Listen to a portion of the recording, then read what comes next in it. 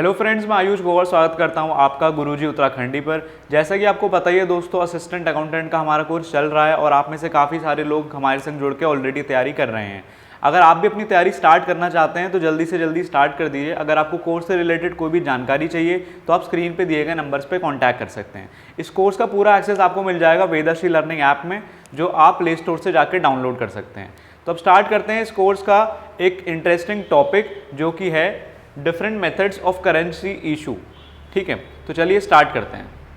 तो जो different methods होते हैं of currency note issue in India, हम बात करने वाले हैं। देखिए, बहुत ही इंटरेस्टिंग टॉपिक होने वाला है ये। इसमें क्या पढ़ना है आपको कि जो अलग अलग मेथड्स हैं कि जिस हिसाब से हम नोट इशू करेंगे। नोट इशू का मतलब यहाँ पे है कि जो नोट प्रिंट करे जाते हैं, जो नोट होते हैं 500 के, अब 1000 के होते नहीं हैं, 2000 के, 50, 20, 100, ये जो सारे नोट्स होते हैं, जो सारी करेंसी होती है, तो उसको बनाते समय क्या मेथड्स होते हैं कि भाई कितनी करेंसी बनानी है, कितनी नहीं बनानी है, वो कैसे डिसाइड होता है, तो वो हम इस लेक्चर में आज समझेंगे। ठीक है, तो जो अलग अलग मेथड्स हैं करेंसी इशू करने के, मतलब कि नोट प्रिंट करने के। पहले तो आप ये समझ लीजिए कि नोट प्रिंट कौन करता है। किसी भी कंट्री में एक सेंट्रल बैंक होता है, तो उसका काम होता है यूजुअली नोट प्रिंट करने का। जैसे कि इंडिया में आरबीआई है, और जैसे सिंगापुर में सिंगापुर बैंक है, अमेरिका में फेडरल रिजर्व सिस्टम है। तो हर कंट्री का क्या होता है, एक सेंट्रल बैंक होता है। उसका क्या काम है, उसका काम एक नोट बनाना भी होता है, दूसरा पूरा जो बैंकिंग सिस्टम है उसको रेगुलेट करना, उसके लिए गाइडलाइंस बनाना, पॉलिसीज़ बनाना, वो सेंट्रल बैंक का काम होता है। तो हर कंट्री में सेंट्रल बैंक होता है। ठीक है, तो इंडिया में क्या है, अभी तो हम इंडिया की बात कर रहे हैं, तो इंडिया का जो सेंट्रल बैंक है वो आरबीआई है। तो यहाँ पे नोट इशू कौन करेगा, नोट इशू का काम आरबीआई का है। ठीक है, तो नोट इशू करेगा हमारा आरबीआई, जो कि हमारी कंट्री का सेंट्रल बैंक भी है, रिजर्व बैंक ऑफ इंडिया। ठीक है, तो नोट इशू करने के अलग अलग मेथड्स हैं आरबीआई के पास। ठीक है, ये 3 मेथड्स होते हैं मेन, तो हम तीनों मेथड डिस्कस करेंगे। तो सबसे पहला जो इसमें है वो है फिक्स्ड फिडुशियरी सिस्टम।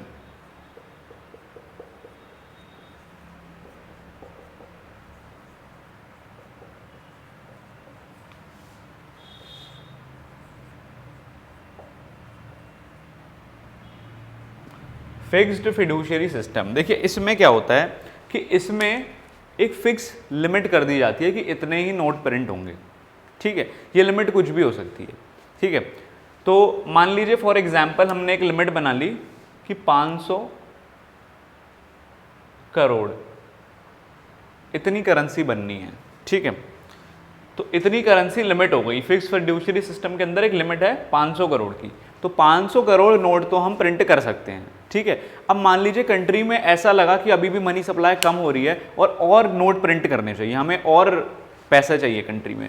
तो अगर इससे ज़्यादा, इस लिमिट से ज़्यादा, क्योंकि ये तो फिक्स्ड भैया लिमिट है, तो ऐसा नहीं है कि इतना ही बना सकते हैं, 500 करोड़ से ज़्यादा नहीं बना सकते। इसमें एक और चीज़ है कि अगर आपको 500 करोड़ इस लिमिट से भी ज़्यादा नोट प्रिंट करने हैं, तो फिर उसके लिए आपको क्या करना पड़ेगा, इससे आगे जाने के लिए आपके पास मेटेलिक रिजर्व्स होने चाहिए।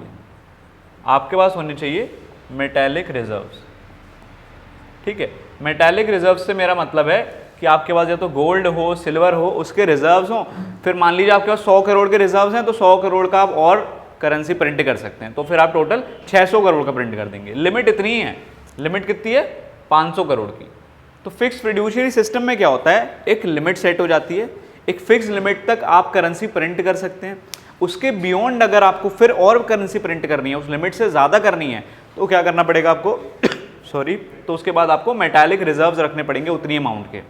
मान लो इसके बाद आप 100 करोड़ 200 करोड़ और नोट प्रिंट करने हैं, तो आपको 200 करोड़ का और मेटालिक रिजर्व चाहिए। मतलब आपको 200 करोड़ का सोना होना चाहिए आपके पास, या सिल्वर होना चाहिए, या कोई और मेटल होना चाहिए। तो उतना मेटल होना चाहिए इसके बैकअप में, तभी आप उससे ज़्यादा प्रिंट कर सकते हैं।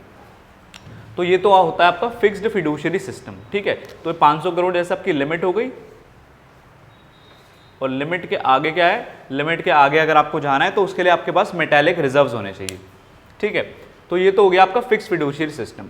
अब ये जो सिस्टम था, इसके बारे में एक और इंपॉर्टेंट चीज़ आप ध्यान रखिएगा कि 1920 में ये डिसकंटिन्यू कर दिया था। ठीक है, 1920 इंडिपेंडेंस से भी पहले क्या हो गया था, ये डिसकंटिन्यू हो गया था।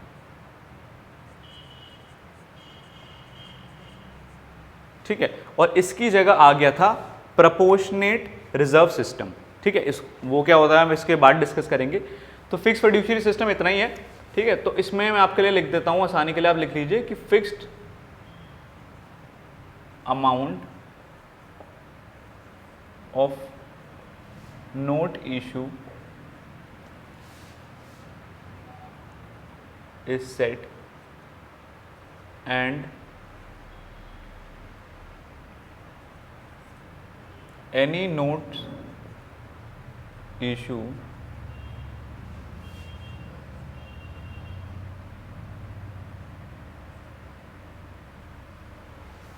beyond that limit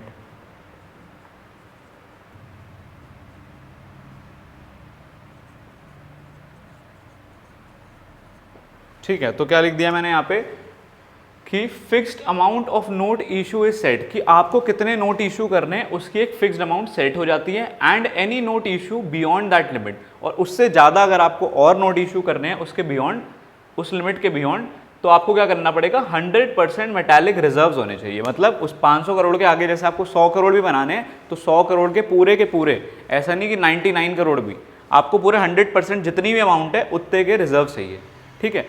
100% उस लिमिट के बाद वाली अमाउंट के, ठीक है। जैसे 500 और 600 का मैंने एग्जाम्पल लिया, तो वहाँ पे आपको 100 करोड़ के मेटालिक रिजर्व चाहिए, उससे कम में नहीं चलेगा। फिर उसके बाद आपके पास जितने रिजर्व हैं तो उतना ही आप प्रिंट कर सकते हैं।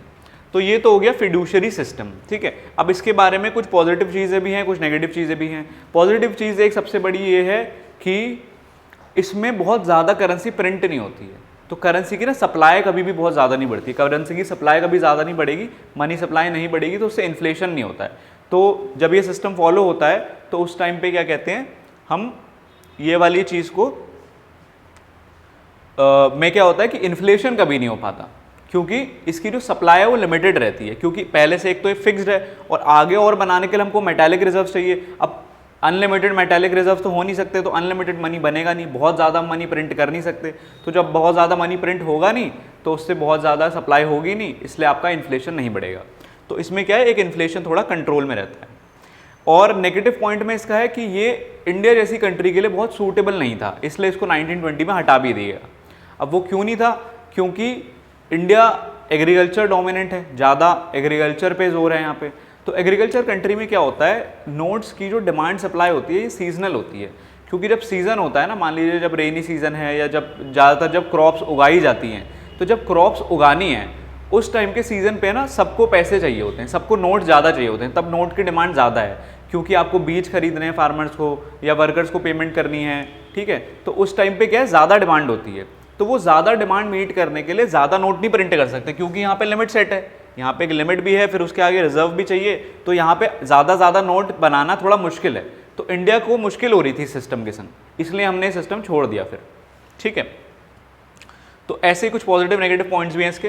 तो आई होप ये आप समझ गए होंगे। एक और बार बता देता हूँ आपको, फिक्स फिड्यूशियरी सिस्टम क्या है कि यहाँ पे एक मैक्सिमम लिमिट सेट हो जाती है, उतना ही आप नोट बना सकते हो, और उससे भी ज़्यादा बनाने हैं तो उसके लिए फिर आपको मेटालिक रिजर्व्स की ज़रूरत है, तभी आप प्रिंट कर सकते हैं। अब इसके बाद चलते हैं अगले अपने सिस्टम पे, तब तक आप ये नोट कर लीजिए।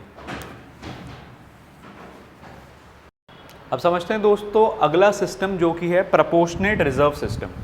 तो यह हमारा सेकंड मेथड है नोट इशू का, इसका नाम है प्रोपोर्शनेट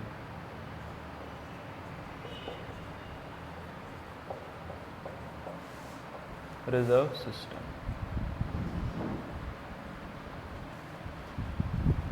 तो प्रोपोर्शनेट रिजर्व सिस्टम में होता क्या है, देखिए इसमें, इस सिस्टम में क्या किया जाता है कि एक पर्टिकुलर परसेंटेज, जैसे आपको जितने भी नोट बनाने हैं ना, जैसे मान लो 1000 करोड़ रुपए बनाने हैं, तो 1000 करोड़ रुपए का पूरा आपको कुछ गोल्ड वोल्ड सिल्वर नहीं रखना है, उसका कुछ परसेंटेज का, अब वो परसेंटेज गवर्नमेंट डिसाइड कर लेगी, ठीक है। तो उसका 20% 30% जो भी होगा, फॉर एग्जांपल जैसे अगर 20% हुआ तो आप 20% आप क्या करेंगे, मेटालिक रिजर्व्स आपको रखना पड़ेगा, और बाकी आप पूरी करेंसी प्रिंट कर सकते हैं। तो इसमें क्या होता है, एक प्रोपोर्शनेट मतलब एक परसेंटेज रखना पड़ता है। तो इसको हम लिख सकते हैं कि परसेंटेज ऑफ गोल्ड रिजर्व,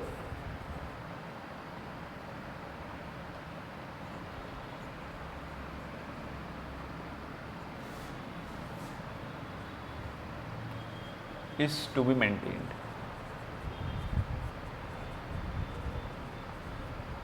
ठीक है, तो percentage of gold reserve is to be maintained कि एक परसेंटेज गोल्ड का, या गोल्ड की जगह कोई भी आप मेटालिक भी लिख सकते हैं इसको, वो रिजर्व आपको मेंटेन करना पड़ेगा। अब मैं आपको एग्जांपल देता हूँ, मान लीजिए 1000 करोड़ रुपए बनाने हैं, 1000 करोड़ रुपए नोट इशू करने हैं, नोट इशू करने हैं मतलब नोट प्रिंट करने हैं, तो 1000 करोड़ नोट प्रिंट करने हैं और याले मेथड से अगर करने हैं, और तो इसके लिए ना एक प्रपोर्शनेट मतलब एक परसेंटेज होनी चाहिए, जो मान लीजिए गवर्नमेंट ने कह दिया जी 20% या 30%, तो ये कोई भी परसेंटेज हो सकती है। तो अगर 20% बोल दिया तो 1000 करोड़ का 20% होता है आपका 200 करोड़। ठीक है, तो 20% होता है 200 करोड़। तो 200 करोड़ का आपको मेटालिक रिजर्व चाहिए इसके लिए, तभी आप इतने नोट प्रिंट कर पाएंगे। तो 200 करोड़ के जब आपके पास मेटालिक रिजर्व्स होंगे कंट्री में, तभी ये 200 करोड़, तभी 1000 करोड़ नोट प्रिंट हो सकते हैं। तो इस मेथड में क्या है, सिंपल सा मेथड है कि जितने भी आपको करेंसी प्रिंट करनी है उसका कुछ परसेंट मेटालिक रिजर्व्स में आपके पास होना चाहिए। एक और इम्पॉर्टेंट चीज़ ध्यान रखना है आपको कि कब से कब तक ये चला, तो ये चला था 1935 से 1956 तक। ठीक है, तो इस पीरियड के दौरान हम इसी सिस्टम से नोट प्रिंट होते थे कंट्री में, इंडिया में इसी सिस्टम के हिसाब से होते थे। ठीक है, तो आई होप आपको समझ में आ गया होगा। प्रपोर्शनेट रिजर्व सिस्टम क्या है कि आपको जो भी करेंसी प्रिंट करनी है उसका कुछ परसेंट आपको रखना है, यहाँ आपको पूरा नहीं रखना है। जैसे पिछले वाले में क्या था कि लिमिट के बाद जितना भी आप प्रिंट करोगे पूरा रखना है आपको। ठीक है, लिमिट के बाद आप 50 करोड़, 100 करोड़, 200 करोड़, तो 200 करोड़ का गोल्ड चाहिए, 500 करोड़ करोगे तो 500 करोड़ का गोल्ड चाहिए, तो वो थोड़ा ज़्यादा रिजिड था। इसमें थोड़ी फिर भी फ्लेक्सिबिलिटी है क्योंकि यहाँ पे कुछ परसेंटेज करना है, पूरा नहीं रखना है, तो पूरा रखने में ज़्यादा दिक्कत होती है। ठीक है, तो इसलिए ये सिस्टम भी फिर बाद में हटा दिया गया। ये चला है आपका 56 से, और जो अगला सिस्टम हम पढ़ेंगे वो 56 के बाद से चला है और अभी तक हम उसी सिस्टम से चल रहे हैं। ठीक है, तो इसको आप नोट कर लीजिए। अब नेक्स्ट सिस्टम पे बढ़ते हैं फिर आगे। अब समझते हैं दोस्तों तीसरा मेथड आपका है minimum reserve system.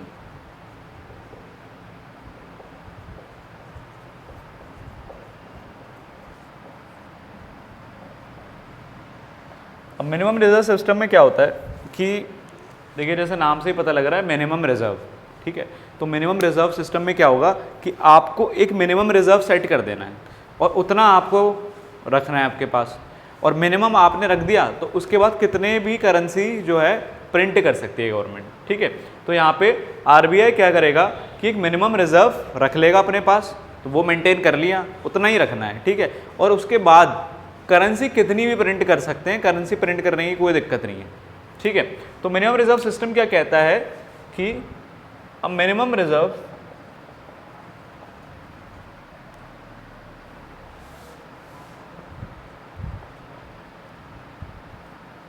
Should be maintained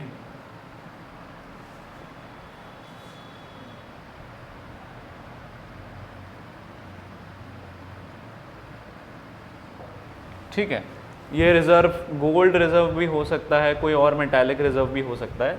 तो minimum gold reserve should be maintained. अब ये रिजर्व फिलहाल कितना है मैं आपको बता देता हूँ।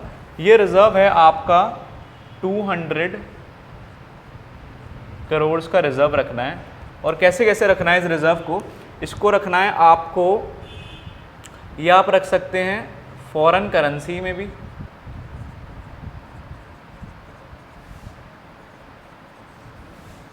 एंड गोल्ड में भी। 200 करोड़ रुपए रखने हैं जिसमें आप फॉरेन करेंसी और गोल्ड मिला के 200 करोड़ रुपए रखने हैं आरबीआई को अपने पास। ठीक है, इसमें एक और चीज़ है कि इस 200 करोड़ में से मिनिमम 115 करोड़ का गोल्ड तो होना ही चाहिए। ठीक है, 115 करोड़ का गोल्ड होना चाहिए। इसका मतलब है कि गोल्ड ज़्यादा भी हो सकता है, 120, 30, 50 करोड़ भी हो सकता है। जैसे 150 करोड़ का गोल्ड रख दिया, बाकी 50 करोड़ की फिर आप फॉरेन करेंसी रख सकते हैं। फॉरेन करेंसी मतलब जो दूसरी कंट्री की करेंसी है। तो 200 करोड़ का फिलहाल अभी रिजर्व मेंटेन करना होता है। तो आरबीआई ने क्या कर रखा है, 200 करोड़ रुपए रखे हैं, और उसके बाद जिस कंट्री में जितनी भी डिमांड है, जितनी सप्लाई करनी चाहिए, जितना उनको एडिक्वेट लगता है, तो आरबीआई उस हिसाब से करेंसी इशू कर सकता है। तो तो ये वाला सिस्टम क्या है, थोड़ा लेस एक्सपेंसिव होता है, क्योंकि यहाँ पे आपको फिक्स्ड इतनी ही अमाउंट रखनी है, ठीक है। वहाँ दूसरे सिस्टम्स में क्या था कि जितना आपको नोट बनाना है उतने ज़्यादा गोल्ड रिजर्व रखने हैं, उतने ज़्यादा या तो परसेंटेज में रखने थे इससे पिछले वाले में, और उससे पिछले वाले में पूरे ही रखने थे आपको, ठीक है। लेकिन इसमें क्या है, ये थोड़ा फ्लेक्सिबल है, थोड़ा लेस एक्सपेंसिव है। यहाँ पे आपको एक ही बार रखने हैं और बाकी आगे आप डिमांड सप्लाई के हिसाब से करेंसी प्रिंट कर सकते हैं, ठीक है। और ये पीरियड जो इसका है ये 1956 से चल रहा है और आज तक ये चल रहा है, अभी भी हम इसी सिस्टम से चल रहे हैं, ठीक है। ये कुछ फिगर्स, अमाउंट आप याद रखिएगा, 115 करोड़ गोल्ड होना चाहिए, ठीक है। बाकी वैसे 200 करोड़ का पूरा रिजर्व है जिसमें ये दोनों चीज़ें हैं, ठीक है।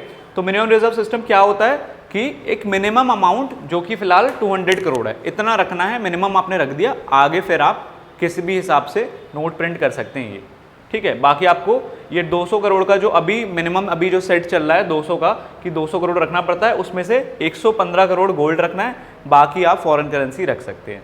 और 1956 से अभी तक ये चल रहा है सिस्टम, ठीक है। अब आप इसको नोट कर लीजिए।